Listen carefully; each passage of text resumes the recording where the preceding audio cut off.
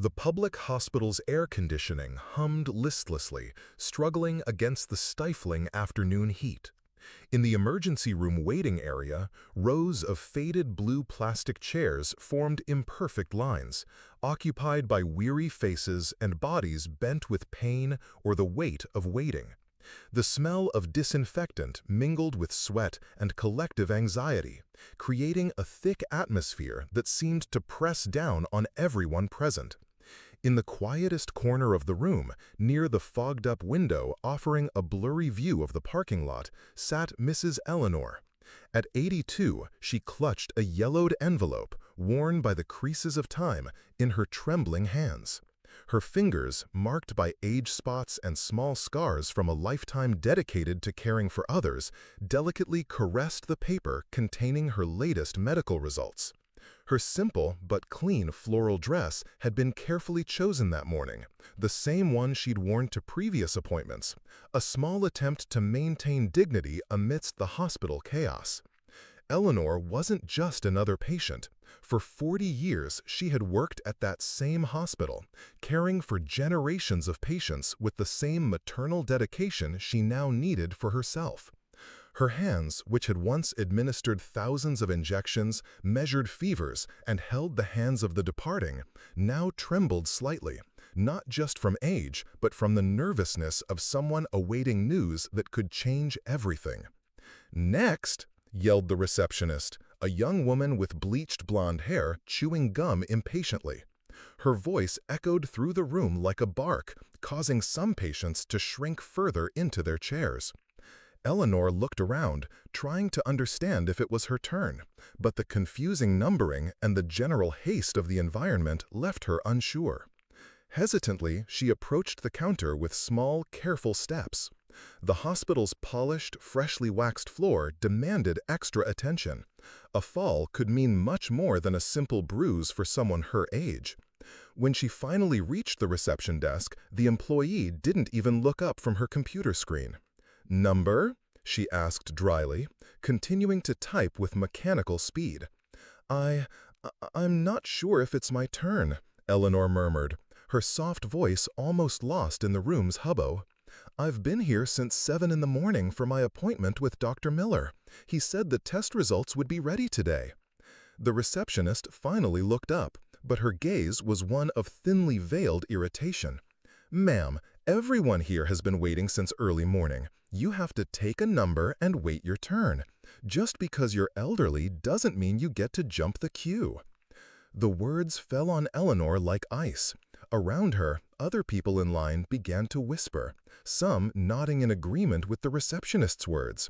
"That's how it is," someone muttered from behind. "Everyone wants special treatment." Eleanor felt her face flush, not with anger, but with a deep humiliation that made her want to disappear. She returned to her seat in silence, clutching the envelope of test results even tighter. Her eyes filled with tears she refused to shed there, in front of everyone. How many times had she herself comforted patients in this same situation? How many times had she been the gentle voice that calmed nerves and offered a reassuring smile? Now, on the other side of the desk, she felt small, invisible, treated as an inconvenience. Across the room, discreetly positioned between outdated magazines and a broken water cooler, Dr. Richard observed the scene in silence. At 55, he had spent 30 decades working at that hospital, first as a resident, then as a staff physician, and now as head of the cardiology department. He recognized Eleanor immediately, even though she hadn't seen him yet. How could he forget the nurse who had cared for his own mother during her final days 15 years ago? Richard perfectly remembered how Eleanor had held his mother's hand during the most difficult nights, how she had whispered words of comfort when the pain became unbearable, how she had cried with him at the moment of farewell. She was the one who discreetly organized the shifts so there was always someone trustworthy caring for the most serious patients. She was the one who brought flowers from her own garden to brighten the darkest rooms. But Eleanor had retired a few years earlier, and many of the newer staff didn't know her. To them, she was just another elderly woman seeking medical attention. Dr. Richard felt his chest tighten as he watched how she was treated, how she returned to her seat dejected, trying to make herself even smaller in that plastic chair that seemed to swallow her whole. He observed every detail, the way she adjusted her dress over her knees, trying to maintain her composure, how she discreetly checked her watch, a memento from her days on duty, and sighed upon realizing it was already past 3 in the afternoon. Her fingers continued to smooth the envelope in a nervous gesture that betrayed the anxiety she tried to hide. The hours crawled by like thick honey. Eleanor watched patients arrive after her and be seen first.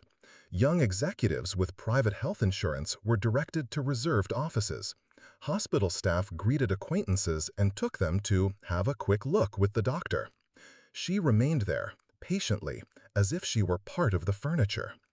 At 4:30 in the afternoon, as the sun began to set and paint the hospital walls in orange hues, Eleanor finally heard her name being called, not by the grumpy receptionist, but by a familiar voice that made her look up in surprise.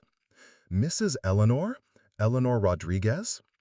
Dr. Richard, now wearing his impeccable white coat, his stethoscope hanging around his neck like an honorary tie, approached her with determined steps. His face, however, held an expression of respect and affection that starkly contrasted with the cold atmosphere around them. "Dr. Richard?" Eleanor slowly rose, disbelieving what she saw. "You still work here?" "Yes, I do, Mrs. Eleanor. And you know what? The hospital has never been the same since you retired." His voice was firm, yet filled with genuine emotion. "May I ask you? Let's discuss your tests." He offered her his arm, a simple gesture heavy with meaning. Eleanor accepted his support, and together they walked towards his office. But before they left the waiting room, Richard stopped and turned to the receptionist, who now watched them with curiosity. "Mariana," he said, his voice still gentle, but with an authority that brooked no questions. "I want you to know that this lady is Mrs. Eleanor Rodriguez. She worked at this hospital for 40 years as a nurse. She cared for thousands of patients, saved countless lives, and was the kindest and most competent person who ever walked these halls." The entire room fell silent. All eyes turned to Eleanor, who stood beside the doctor, still holding her envelope, but now with her head held high. Dr. Richard continued, his voice resonating in every corner of the waiting room. "For 4 decades, she arrived here every day before dawn and left after sunset. She cared for our parents, our children, our grandparents. When I was an insecure young resident, she taught me that medicine isn't just about diagnoses and medications. It's about humanity. It's about looking into a patient's eyes and seeing a person, not a number." Tears flowed freely down Eleanor's face now, but these were different from the tears she had held back hours before. These were tears of recognition, of restored dignity. "Do you remember when my mother was hospitalized here?" Richard asked, turning to her. "Mrs. Eleanor, you stayed with her that last night, held her hand when she was afraid in the dark. You sang that lullaby, the same one your own mother used to sing to you as a child. I never forgot that." The receptionist stopped chewing her gum. Some patients shifted uncomfortably in their chairs. An elderly woman who was accompanying her grandson began to clap slowly. The sound echoed through the room, and soon others joined in, creating a spontaneous ovation that seemed to heal something deeper than any medicine. "Please," the doctor continued, now addressing the entire room, "when you see an elderly person, remember that they are not just someone disrupting your day. They are someone who built the world we live in today. They deserve our respect, our patience, and our gratitude." At that moment, something shifted in the atmosphere of the waiting room. People began to look at each other differently, to see beyond their own immediate needs. The young woman next to Eleanor stood up and offered her a tissue. "Thank you," she whispered. "Thank you for everything you've done." A middle-aged man who had complained about the delay minutes before approached and said, "I'm sorry, ma'am. I didn't know. We sometimes forget who the real heroes are. And you, who are listening to this story, have you ever stopped to think how many Mrs. Eleanors there are around you? How many people who dedicated their lives to caring for others, and who now, in old age, feel invisible and forgotten?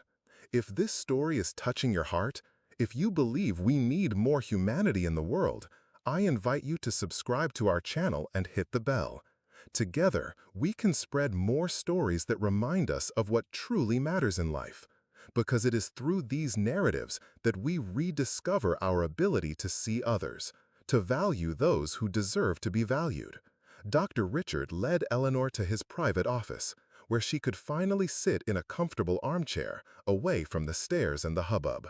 He examined her results carefully, explaining each detail with the patience she herself used to have with nervous patients. "Your tests are good, Mrs. Eleanor," he said with a reassuring smile. "Your heart is strong, as it always has been. We just need to adjust your medication and maintain regular checkups." "Doctor," said Eleanor, finally relaxing her shoulders, "thank you. Not just for the tests, but for everything you said out there. I was feeling so small." "You were never small, Mrs. Eleanor. You are a giant. And if people sometimes forget that, it's our job to remind them." When they left the office, the waiting room had been transformed. People were conversing in lower, more respectful tones. Someone had helped an elderly gentleman fill out his form. A mother patiently explained to her young son why it was important to give up seats for the elderly. The receptionist herself had put aside her gum and was speaking to patients more kindly. Eleanor walked among the chairs, and several people greeted her with genuine smiles. Some even stood up as a sign of respect.